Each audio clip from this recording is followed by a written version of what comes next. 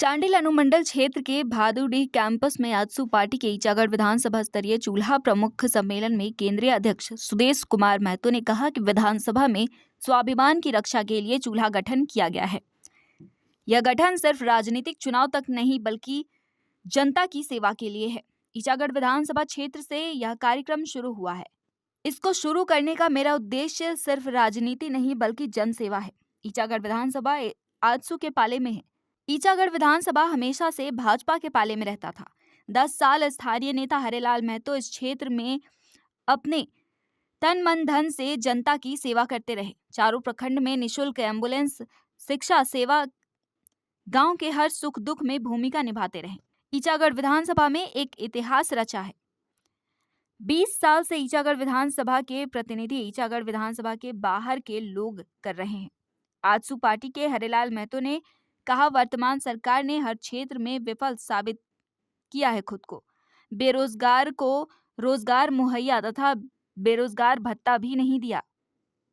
JMM सरकार की चुनावी वादे अभी तक पूरे नहीं किए गए हैं। एकमात्र महाविद्यालय है जिसमें भवन का अभाव है।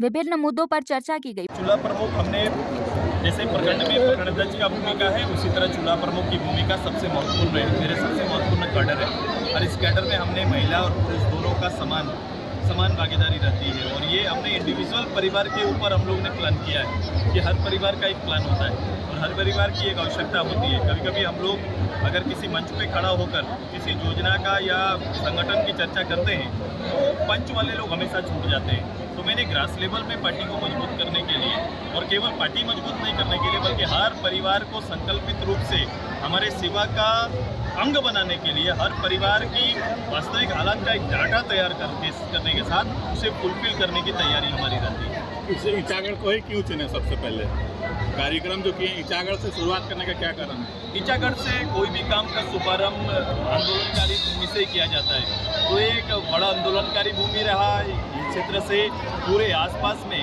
आंदोलन, झारखंड आंदोलन का बेस क्षेत्र रहा है। आज इसी जमीन से हमने इसकी शुरुआत की। जैसे कि गठबंधन जाओ, ये चीज़ें को भूल जाओ। हरेलाल जी आजसू के प्रत्याशी के रूप में आपके बीच आएंगे और एनडीए के प्रत्याशी के रूप में जीत के जाएंगे। पानी को उस परिस्थिति में जब इसके बारे में लोगों ने सोचना बंद कर दिया था, वहाँ से लेकर उस परिस्थिति में लाया।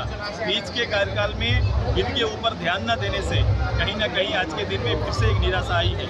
उस निराशा में आशा भरकर फिर सुदेश महतो आपके बीच आएंगे। मैं छोटा सा आपसे क्वेश्चन करना चाहता हूँ। ईचागढ़ विधानसभा एक दशक नक्सल प्रभावित क्षेत्र थे, लेकिन इस समय पर इस दशक में हाथी के बहुत क्षेत्र माना जाते हैं। मैं हर समस्या से वाकिफ हूँ ईचागढ़ का। ईचागढ़ की हर समस्या से वाकिफ हूँ। हाथी का समस्या हो सकता है, और भी बहुत सारी समस्या है। रोजगार का समस्या है, भागीदारी का समस्या है। ईचागढ़ को फिर से अपने पैर पर खड़ा करना मेरा संकल्प है और इसकी तैयारी हम लोग कर रहे हैं। हार्दिक अभिनंदन करते हैं, स्वागत करते हैं पार्टी के केंद्रीय सचिव कि जैसे 2019 में आप लोग देखे कि हमने चुनाव लड़ा तो हम लोग चारों प्रखंड में लेके ऑफिस खोले और चारों प्रखंड में 4 एम्बुलेंस चल रहा, पानी टैंक चल रहा। उसी को देखते हुए आप लोगों ने देखा कि निम्नी प्रखंड में यहाँ के विधायक और जेएमएम के नेता लोग ने भी ऑफिस खोले, लेकिन 1 महीना भी नहीं चले और ऑफिस बंद हो गया। आप लोगों ने देख रहा है कि हम लोग चारों प्रखंड में किस तरह जनता की सेवा कर रहे हैं और करते आ रहे हैं आगे भी, और इससे बेहतर कैसे सेवा होगा। हमसे कहिए मैंने चाहे कोई हो तो यहाँ वो लोग किस तरह ईचागढ़ विधानसभा को लूट रहा। अपना जमीन में 40 साल लगे,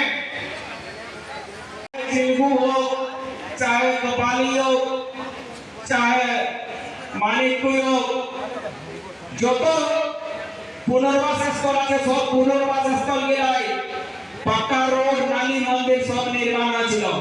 তারপরে যখন সরকারে এই পুনর্বাস স্থলের কোনো কাজ নাই, সবলে বড় পরিসরে পুনর্বাস স্থল আছে যে এখন তো কোনো পুনর্বাস স্থল সীমাঙ্কন হয় নাই। আর সীমাঙ্কন